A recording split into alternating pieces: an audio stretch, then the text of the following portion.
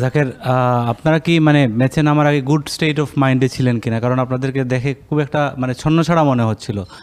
এই উত্তরটা একটু জানতে চাচ্ছি আর কি। না, আমরা তো গুড স্টেট অফ মাইন্ড বলতে ভালো না করলে তো অনেক কিছুই মনে হবে, কিন্তু যেটা বললাম যে পাওয়ার প্লেতে টু মেনি উইকেট লুজ করলে আসলে বড় স্কোর করাটা খুবই ডিফিকাল্ট হয়ে যায়।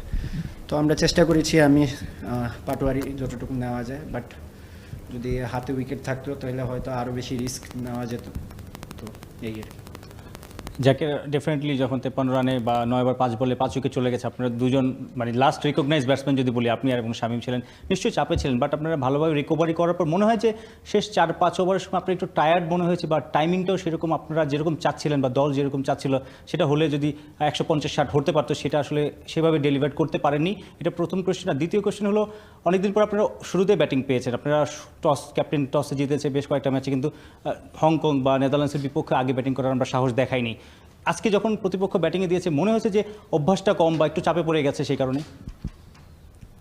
না, যেহেতু একটু গরম ছিল স্বাভাবিক, আর মাঠে এটা এক সাইডে উইন্ড একটা ফ্যাক্ট থাকে, তো দুই সাইডে এই মাঠে মারা যায় না, তো বেশি সিঙ্গেলস খেলতে গেলে অবশ্যই একটু টায়ার্ডনেস আসবে।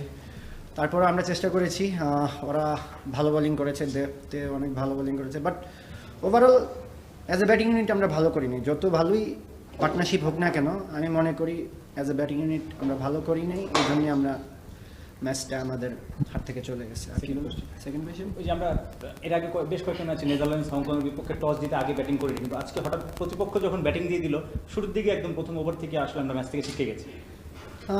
আসলে অভ্যাসের বলতে কি, আমরা তো সবসময় এরকম প্র্যাকটিস করি, আসলে প্ল্যান অনুযায়ী হয় নাই খেলাটা। তো আগে ব্যাটিং পরে ব্যাটিং ডাজেন্ট ম্যাটার, আমরা ভালো করতে পারি।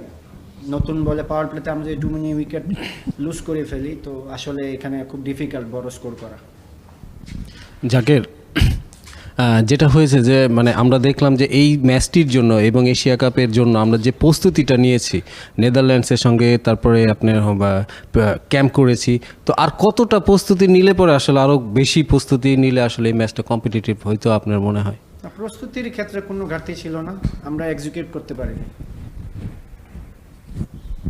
তাকে মানে বললেন যে পাওয়ার প্লেতে মানে আর একটু রান করা ছিল, মানে আপনার কি মনে হয় যে বাংলাদেশের ব্যাটিং মানে ওপেনিং পার্টনারশিপটা এটা একটা কনসার্নের ব্যাপার? বিকজ লাস্ট 11টা ম্যাচ ধরে কিন্তু কোনো 50 পার্টনারশিপ নাই, ওপেনিং পার্টনারশিপ। আমি বলতেছি কারণ কি হচ্ছে কি, যে একদিন তানজিদ রান করতেছে, একদিন ইমন রান করতেছে, but as an opening partnership মানে এই এরিয়াটা গোয়িং ফরওয়ার্ড এইটা একটা মানে মেজর জায়গা, যে জায়গাটা আসলে কাজ করা উচিত। বিকজ ওপেনিং পার্টনারশিপ একটা ভালো স্ট্যান্ড দিয়ে দিলে টি-20তে আসলে বেসিক্যালি ওইটাই গেমটার টেম্পোটা ধরে দেয়।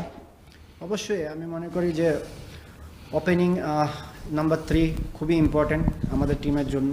তো এই জিনিসটা মাথায় আছে আমাদের, তো ওদেরকে অবশ্যই এই জিনিসগুলো সতর্ক হতে হবে। পাওয়ার প্লেতে খেলা এই না যে বলে এই 4-6 মারতে হবে, ড্রপ অ্যান্ড রান, এই জিনিসগুলো মাথায় থাকতে হবে। তো আই এম শিওর ওরা এই জিনিসগুলো নিয়ে ভাববে এবং নেক্সট ম্যাচে অবশ্যই ওরা ভালো কিছু